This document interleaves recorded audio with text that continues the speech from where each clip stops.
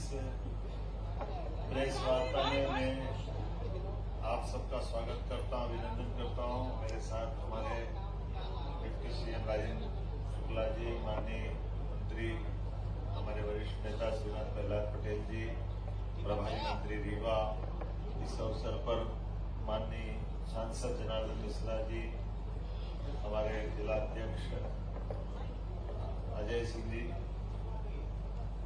Regional industry conclave Rewa के अंदर आज जैसे कि उम्मीद थी, मुझे इस बात का संतोष है कि जिस प्रकार से माहौल बना रीवा में, पहली बार रीजनल इंडस्ट्री कॉन्क्लेव करने का मौका मिला, जिसके माध्यम से हमारे रीवा अंचल में, रीवा, सीधी, सिंगरौली, पूरे संभाग सतना औद्योगिक क्रांति की दिशा में ये एक बहुत बड़ा कदम था और इसका रिस्पांस भी क्षेत्र से उतना ही अच्छा आया। हमारी उम्मीद से बढ़कर के पंजीयन हुए हैं और पंजीयन भी कितने हुए हैं अंदाज लगा सकते हैं इस बात का कि निवेशकों और हमारे उद्योगपतियों का जो उत्साह है, लगभग 4000 से अधिक प्रतिभागियों ने भागीदारी की है। हमारा सभागार छोटा पड़ गया।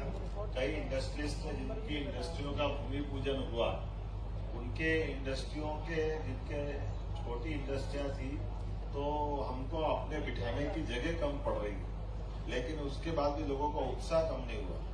और न केवल हमारे रीवा अंचल के बल्कि पूरे प्रदेश के अलावा मैं आपको बताना चाहूंगा कि 10 से ज्यादा राज्यों के निवेशकों ने इसमें सहभागिता की है। 300 से अधिक बायर सेलर मीटिंग हुई है। 150 से अधिक अति विशिष्ट, एक तरह से हमारे बिजनेस के विशिष्ट अतिथियों ने भागीदारी की, जिनमें खासकर अधिकांश खनन खरीद में भी सीमेंट, नवकरणीय ऊर्जा, डोलामाइट, ग्रेफाइट और अलग अलग प्रकार के हमारे लोहा एस्क से लेकर के एल्यूमिनियम तक कई प्रकार के जो इंडस्ट्री लगाने की संभावना वाले लोग भी हैं और उत्खनन वाले लोग भी। नवकरणीय ऊर्जा, कृषि, खाद्य प्रसंस्करण और टूरिज्म के सेक्टर के उद्योगपति भी हैं, जिन्होंने इसमें अपनी रुचि दिखाई है। उद्योगपतियों द्वारा भी अपने अनुभव साझा किए गए और जो उद्योगपति आए, जिन्होंने कहा कि हमारी मध्य प्रदेश की जो औद्योगिक नीति है वो सर्वाधिक आकर्षक है और उसकी आकर्षक होने के कारण से वो सब अपने निवेश को लगाने के लिए बड़े पैमाने पे इच्छुक हुए हैं। जो 20 से अधिक उद्योगपतियों और उद्योग संगठनों के साथ 1 to 1 की मीटिंग की गई थी और जो बड़े निवेशक हैं, जैसे आपकी जानकारी में भी है, हमारे पतंजलि ग्रुप के बालकृष्ण जी, डालमिया सीमेंट से पुनीत डालमिया, हमारे सिद्धार्थ इंफ्राटेक ग्रीनको से बी नरसिम्हा राव जी, रिलायंस से हरित त्रिपाठी जी, बीपीएल, अडानी, नरेश गोयल, रामा ग्रुप, ऐसे कई बड़े ग्रुप भी हमारे साथ आ जाकर के अपने इस आयोजन में हिस्सा हमने लिया है।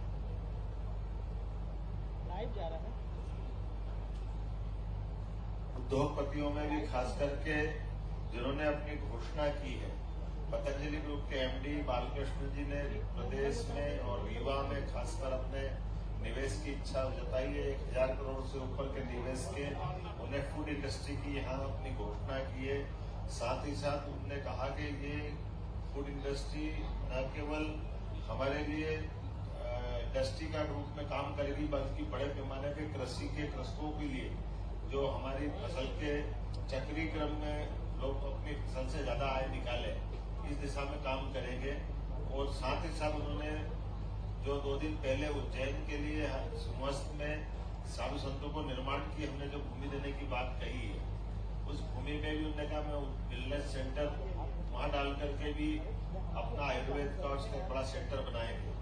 मुझे इस बात की प्रसन्नता है कि डालमिया ग्रुप के पुनीत डालमिया ने भी 4 बिलियन टन क्लिंकर और सीमेंट फैक्ट्री की घोषणा की है, जिसमें लगभग 3000 करोड़ से ज्यादा का निवेश होगा। और उन्होंने कहा कि ये जो हमारा निवेश यहाँ होने वाला है, ये प्लांट दुनिया का अद्वितीय आकर्षक होगा, जिसमें 100% अक्षय ऊर्जा का उपयोग करने का उन्होंने प्लान बनाया है। इसी के साथ साथ रामा ग्रुप के नरेश गोयल जी द्वारा फर्नीचर सेक्टर में सतना के अंदर 500 करोड़ का निवेश का प्रस्ताव लिए राउंड टेबल चर्चा आयोजित की गई, जिसमें सोलर एनर्जी और उनके उद्योगपतियों ने इसको बढ़ावा देने के लिए बात की है। एमपी औद्योगिक विकास निगम, एमपी आईडीसी और नगर निगम के बीच एक एमओयू हुआ है ताकि हमारे बीच औद्योगिक निवेश क्षेत्र में जल की आपूर्ति हो और नगर निगम और इंडस्ट्री बेल्ट में परस्पर इसका आदान प्रदान किया गया। मध्य प्रदेश टूरिज्म बोर्ड और एकेएस यूनिवर्सिटी सतना के मध्य एमओयू किया गया, जिसके माध्यम से हमारे रोजगार पर विभिन्न प्रकार के कोर्स के संचालन के लिए, इंटर्नशिप के लिए और स्वरोजगार को बढ़ावा देने के लिए इसका ये अपना एक परस्पर विश्वविद्यालय की भूमिका रहेगी। रीजनल इंडस्ट्री कॉन्क्लेव रीवा में 85 इकाइयों के आशय पत्र जारी किए गए, जिसमें 146 एकड़ भूमि आवंटित की गई है, जिसमें 918 करोड़ से अधिक के पूंजी निवेश एवं 3,350 से अधिक लोगों को रोजगार दिए जाएंगे। कुल मिलाकर के भूमि पूजन और लोकार्पण जो प्रदेश भर में भी हुए हैं और रीवा में भी हुए हैं, ऐसे सभी 21 से ज्यादा इकाइयों के भूमि पूजन लोकार्पण रीजनल इंडस्ट्री कॉन्क्लेव में किए गए, जिसमें अकेले रीवा में 9 इकाइयां क्षेत्रीय कार्यालय के माध्यम से आती है, जिसमें 2,680 करोड़ से अधिक के निवेश के प्रस्ताव और 1,830 के अधिक रोजगार होंगे। जो रोजगार परक इंडस्ट्रियों के भूमि पूजन लोकार्पण है, लेकिन आज जो इंडस्ट्री कॉन्क्लेव की गई है, इस इंडस्ट्री कॉन्क्लेव में जो प्रस्ताव आए, मुझे इस बात की प्रसन्नता है कि आमतौर पर इतने बड़े पैमाने पे प्रस्ताव आना ये हमारी कॉन्क्लेव की सफलता बताएगी। लगभग 31,000 करोड़ से ज्यादा के निवेश के प्रस्ताव आज हमारे यहाँ इसी कॉन्क्लेव में आए हैं, जिसमें प्रमुख रूप से मैं कुछ उल्लेख करना चाहूंगा, जिसमें 14,000 से अधिक लोगों के रोजगार के अवसर सृजित होंगे और लंबे समय तक ये हमारी व्यक्ति समृद्धि का एक तरह से परिचायक बनेंगे। सिद्धार्थ इन्फ्राटेक ग्रीनको द्वारा नवकरणीय ऊर्जा के माध्यम से 12,800 करोड़ का प्रस्ताव मिला है, जिसमें 6,400 से अधिक लोगों को रोजगार मिलेगा। ऋत्विक प्रोजेक्ट प्राइवेट लिमिटेड पन्ना का यह प्रोजेक्ट मिला, जिसमें नवकरणीय ऊर्जा के माध्यम से 4,000 करोड़ के नए प्रस्ताव प्राप्त हुए। इसमें 2,400 से ज्यादा लोगों को रोजगार मिलेगा। केजेएस सीमेंट ये मेहर के अंदर लगेगा। इस सीमेंट प्लांट में 1,400 से 1,400 करोड़ का ये निवेश रहेगा। 200 से अधिक लोगों को रोजगार मिलेगा। पतंजलि ग्रुप ने, जैसा मैंने पहले कहा है, 1,000 करोड़ के निवेश की घोषणा की है और इसमें क्योंकि फार्मर बेस्ड इंडस्ट्री रहेगी, फूड इंडस्ट्री, तो प्रत्यक्ष तो लोगों को रोजगार मिलेगा 1,000 के आसपास, लेकिन हजारों लोगों को खेती में से अपनी अपनी फसल उत्पादन के माध्यम से उनकी आय बढ़ाने का बड़ा रूप रहेगा। फर्नीचर ग्रुप रामा द्वारा 500 करोड़ के इन्वेस्टमेंट की बात की जो सतना में लगेगा, इसमें 100 से अधिक लोगों को रोजगार मिलेगा। सोलर नवकरणीय ऊर्जा का ये एक solar AMC service private limited Digendra Rathore ji का एक प्रोजेक्ट है नवकरणीय ऊर्जा का, जिसमें 400 करोड़ का निवेश रहेगा। 200 से अधिक लोगों को रोजगार मिलेगा। बीपीसीएल के माध्यम से पेट्रोकेमिकल्स का प्रोजेक्ट लगाने के लिए सिंगरौली का ऑफर दिया गया है, जिसमें 300 करोड़ का निवेश है और 300 से ज्यादा लोगों को रोजगार मिलेगा। मां शारदा मिनरल्स में 225 करोड़ का इन्वेस्टमेंट है और माइनिंग में इसमें लोगों को रोजगार मिलेगा। एस गोयनका ग्रुप में 200 करोड़ का निवेश है, 500 लोगों को रोजगार मिलेगा। सीमेंट तिंकरण पल पुट्टी का ये मूल रूप से इनका काम होने वाला है। शिव शक्ति कंस्ट्रक्शन कंपनी 175 करोड़ का निवेश है, 200 से ज्यादा लोगों को रोजगार मिलेगा। ये इंफ्रास्ट्रक्चर बेस्ड काम है। Sudarshan Texmo solution private limited Jabalpur में रक्षा उत्पादन के क्षेत्र में ये ड्रोन टेक्नोलॉजी का एक प्रस्ताव मिला है। 100 करोड़ का आसपास का ये प्रस्ताव है, जिसमें 50 से ज्यादा लोगों को रोजगार मिलेगा। Mehrotra Buildcon private limited Satna में खाद्य प्रसंस्करण के लिए 100 करोड़ की नई यूनिट प्रारंभ की जाएगी। इंडो बेस्ट राइस मिल का 100 करोड़ का प्रस्ताव रीवा के लिए है। Bridge craft solution private limited Rewa में मैन्युफैक्चरिंग करेंगे, इसमें लगभग 20 करोड़ का इन्वेस्टमेंट रहेगा। महान एंडरसन अडानी ग्रुप द्वारा सिंगरौली में कोल ब्लॉक का 2528 करोड़ का नया प्रस्ताव दिया गया है। जय प्रकाश पावर वेंचर्स सिंगरौली में कोल ब्लॉक का 750 करोड़ का नया प्रस्ताव दिया गया है। एनटीपीसी विंध्याचल द्वारा सिंगरौली में नवीन solar energy plant 103 crore. Messrs UltraTech cement private limited Maihar cement इकाई का 3000 करोड़ का नया प्रस्ताव। निसर्ग इस्पात का रेयर अर्थ ग्रेफाइट ब्लॉक में 1000 करोड़ का निवेश की बात कही है। ऐसे अलग अलग छोटे छोटे 2, 5, 10, 1, 4, 6 ऐसे कई प्रस्ताव तो अभी हमने इसमें गिनती में नहीं लिए, क्योंकि वो बड़ी संख्या में कुल मिलाकर के हमारे लगभग 31,000 करोड़ से ज्यादा के प्रस्ताव जो पूर्ण रूप से आज संपन्न हुए हैं। मैं उम्मीद करता हूं कि जिस प्रकार से उद्योग विभाग, एमएसएमई, खनिज, अन्य सेक्टर में मिलकर के प्रस्ताव आए हैं, ये न केवल मध्य प्रदेश की हमारी औद्योगिक निवेश की इकाई का एक नया ताकत का रूप बन के निकलेगी, बल्कि विंध्य के क्षेत्र को अपनी एक नई पहचान बनाएगी। ये रीजनल इंडस्ट्री कॉन्क्लेव का क्रम जो हमने पहले से डिसाइड किया आज 5वें नंबर का था, और इसकी खास बात यही रही है कि पहली बार होने वाली इंडस्ट्री कॉन्क्लेव में भी जिस ढंग से रिस्पांस आया है, ये रिस्पांस बताता है कि ये बार बार की और ऐसे आने का अवसर पर दोबारा भी हम इस प्रकार से इस क्रम को जारी रखेंगे।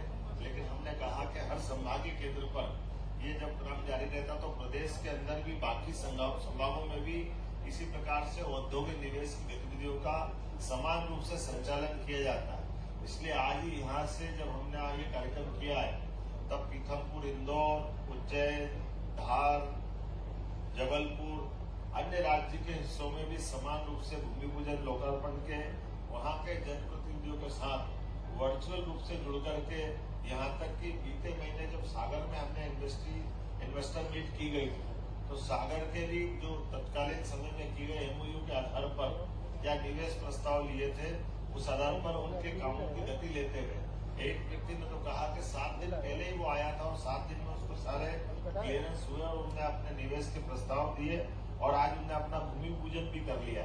ये बदलते दौर का समय है। यशस्वी प्रधानमंत्री के नेतृत्व में इसी प्रकार से लगातार आगे बढ़ने की जरूरत है। जैसा कि मैंने आज अपने वक्तव्य में घोषणा की थी, हमारे रीवा के अंदर इनलैंड कंटेनर डिपो आईसीडी की मांग की गई थी, परीक्षण उपरांत पाया गया रीवा संभाग में सिंगरौली और कटनी में आईसीडी का निर्माण सर्वाधिक उपयुक्त होगा।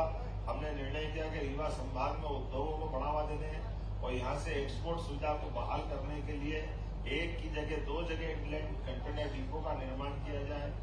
यहाँ यही नहीं, ये आईसीडी के साथ मल्टी मॉडल लॉजिस्टिक पार्क का निर्माण भी किया जाएगा। आज ही हमने यहाँ रीवा संभाग के सिंगरौली, सीधी, मऊगंज, मेहर जिले में एमएसएमई विभाग के औद्योगिक क्षेत्रहीन, जहाँ औद्योगिक क्षेत्र नहीं है, में नवीन औद्योगिक क्षेत्र बनाने की घोषणा की गई। जिला रीवा और सतना में वर्तमान स्थापित औद्योगिक क्षेत्र के अलावा नवीन औद्योगिक क्षेत्र रीवा और सतना में भी किए जाएंगे। औद्योगिक क्षेत्र उद्योग डीप मेडन में जल आपूर्ति हेतु 84 लाख की लागत से नवीन योजना का क्रियान्वयन किया जाएगा। विंध्य क्षेत्र में टूरिज्म की अर्थात पर्यटन की अपार संभावना है। देशी विदेशी पर्यटकों को आकर्षित करने के लिए विशेष टूर पैकेज और पर्यटन सर्किट बनाए जाएंगे। देश के अन्य शहरों और विदेशों में भी इसका प्रचार प्रसार किया जाएगा। संजय दुबरी नेशनल पार्क के आसपास अंतर्राष्ट्रीय स्तर की पर्यटक गतिविधियों का केंद्र बनाया जाएगा। विंध्य में निजी निवेश के बेहतर से प्रयास के लिए बेहतर होटल, रिसोर्ट्स, पर्यटन की परियोजना विकसित करने के लिए पर्यटन निवेश नीति और अधिक आकर्षित करने जा रहे हैं। खास करके यहाँ की जो रीजनल कॉन्क्लेव की गई, इसमें नवकरणीय ऊर्जा के निवेश में अत्यधिक रुचि प्राप्त हुई है। उत्तर प्रदेश और मध्य प्रदेश के बीच सोलर ग्रिड स्थापित कर परस्पर ऊर्जा का आपस में सहयोग करेंगे और कॉम्प्लीमेंट्री बिजली सप्लाई करेंगे। जब हमारे यहाँ सीजन होगा तो हमारे यहाँ रखेंगे, जब हमारे यहाँ सीजन नहीं तो उत्तर प्रदेश को देंगे। ये दोनों राज्यों के बीच देश का पहला है हमारा ये नवकरणीय ऊर्जा का परस्पर एक दूसरे के राज्यों में बिजली सप्लाई का ये नया प्रयोग होगा। एक हमने कुसुम योजना के अंतर्गत किसानों के लिए बड़ी राहत देते हुए 1 लाख से ज्यादा सोलर पंपों के माध्यम से किसानों को ऊर्जा से खेती का महत्व अर्थात बगैर कोई खर्च किए हुए बिजली से सोलर बिजली से वो अपनी खेती कर सकेंगे, इसकी शुरुआत करने का भी हमने निर्णय किया है। एमएसएमई, कुटीर उद्योग और बृहद उद्योग को एक साथ जोड़ने का निर्णय किया है। मध्य प्रदेश में निवेशकों के लिए सुशासन, निवेश के वातावरण, हेड होल्डिंग नीतियों को सराहा है। उम्मीद कर रहे हैं कि जिस प्रकार का ये हमारा वर्तमान का इंडस्ट्री कॉन्क्लेव हुआ है, यशस्वी प्रधानमंत्री के नेतृत्व में विंध्य को बेहतर कनेक्टिविटी बनाने के लिए जिस प्रकार से एयरपोर्ट मिला है, समान रूप से हमने औद्योगिक निवेश का भी बड़ा वातावरण बनाया। और ये कुल मिलाकर के वर्तमान के समय में विंध्य एक बढ़ते महानगर के साथ साथ खास करके ये औद्योगिक निवेश का पूरे देश के अंदर अपने आप में अलग पहचान बनाने वाला क्षेत्र बन रहा है, जिसके माध्यम से दूरगामी दृष्टि से बड़े निवेशक भविष्य के बड़े बड़े प्लांट लेकर यहाँ आने के लिए आगे बढ़े।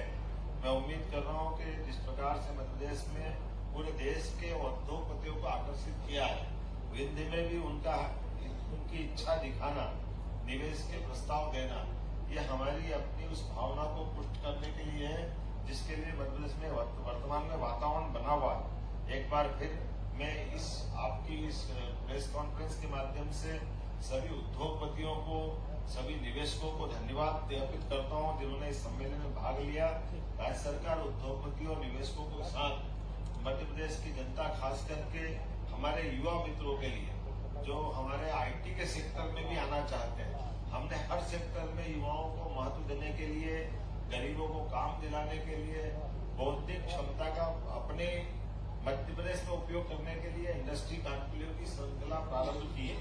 इस माध्यम से ब्रेन ड्रेन की जो समस्या आती है कि हम अपने स्किल लेवल और बौद्धिक क्षमता वाले उच्च शिक्षा प्राप्त विद्यार्थियों को किसी और राज्य में जाना पड़े, उससे बचाते हुए हमारे प्रदेश में उनकी क्षमता का उपयोग हो। जैसे खास करके यहाँ आज ही हमने एक आईटी पार्क का भी भूमि पूजन किया है। इस आईटी पार्क के माध्यम से विंध्य में पहली बार आईटी पार्क बनेगा और न केवल आईटी पार्क बनेगा बल्कि पूरे क्षेत्र के 10 मंजिला नया भवन बनाना, यह हाई राइज बिल्डिंग की कल्पना को साकार करेगा। हाई राइज बिल्डिंग के माध्यम से इंफ्रास्ट्रक्चर के लिए एक नया दरवाजा खुलेगा। एक एक करके ऐसे कई काम हमारे द्वारा किए जा रहा है, जिसके माध्यम से हमारे क्षेत्र के युवाओं को काम मिले, विकास का नया पैमाना बने और हम सब मिलकर के मध्य प्रदेश को यशस्वी प्रधानमंत्री के नेतृत्व में डबल इंजन की सरकार के साथ आगे बढ़ा पाए। एक बार फिर मैं आप सबको धन्यवाद देता हूं।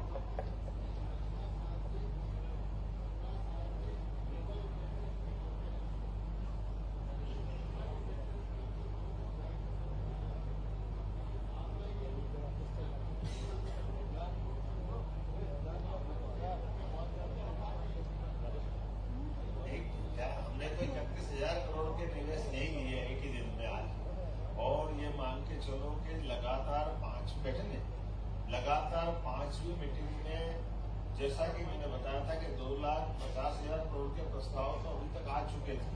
अगर ये 31,000 जोड़ते हैं तो लगभग 2,80,000 करोड़ से ऊपर के निवेश हमको अभी तक मिले, और ये निवेश के प्रस्ताव रुक नहीं रहे। इसके बाद अभी नर्मदापुरम, फिर शहडोल, ये क्रम लगातार जारी रखते हुए फिर भोपाल में हम अपने ग्लोबल इंडस्ट्री कॉन्क्लेव भी करने वाले हैं। अर्थात देश के अंदर भी, प्रदेश के अंदर भी, रीजनल लेवल पे भी हम ये लगातार निवेश की पॉलिसी के आधार पर आने वाला 2025 का वर्ष औद्योगिक वर्ष के रूप में मनाने वाले हैं, ताकि ये उद्योग निवेश की संवर्धन करने की पॉलिसी में लगातार हम काम कर सकें।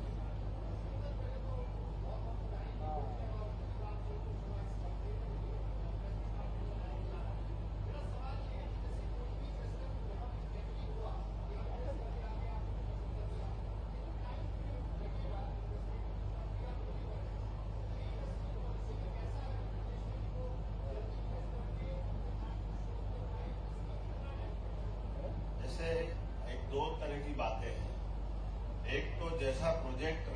जैसा समय लगता है। जैसे अगर कोई जिसमें भारत सरकार से एनओसी लाना है, कोई पर्यावरण संबंधी देश से और देश के अंदर से उसको काम करना है, तो स्वाभाविक रूप से उसकी लैंड कैसी है, बाकी शर्तें कैसी है। लेकिन ये आपकी जानकारी के लिए बता दूं कि हमारी सरकार ने एक निर्णय किया है, 55 ही जिलों के अंदर जिला कलेक्टर कार्यालय में एक उद्योग प्रकोष्ठ बनाया है, ताकि हर जितने निवेशक हैं लोकल अलग अलग प्रकार के एनओसीओ को लाने के लिए अनावश्यक समय नहीं लगे, इसीलिए वो कलेक्टर के माध्यम से एनओसीया प्राप्त करेंगे। नवीन तकनीक के आधार पर उनके क्लियरेंस मिलेंगे और निवेशकों से 1-to-1 मीटिंग करते हुए अधिकारियों को बिठा करके हमारा प्रयास है कि इस मीटिंग से अगले मीटिंग तक, अर्थात हर महीने तो ये इंडस्ट्री कॉन्क्लेव कर ही रहे हैं, तो हम एक दिन भी बीच में खाली नहीं जाने देंगे। लगातार संपर्क रखते हुए अगर यहाँ कोई कारण से पूरा नहीं हो पाए तो अगली मीटिंग तक वो जरूर आए। और ये क्रम लगातार बनाए रखने से सरकार की भावनाओं को समझ करके अधिकारियों ने भी अपनी एक लाइन पकड़ी हुई है, वो भी अपने अपने स्तर पे लगातार सबकी मदद करते जा रहे हैं। लेकिन ये बात भी सही कि कोई भी इंडस्ट्री डलती तो इंडस्ट्री में जो न्यूनतम आवश्यक सरकारी प्रक्रियाएं हैं, उन प्रक्रियाओं के दृष्टि से हमने उसका कोई ओवरलैपिंग नहीं करने दी है, लेकिन वो सुसंगत तरीके से पारदर्शिता के साथ समयबद्ध वो अपना काम कर ले, इस पे हम गौर कर रहे हैं।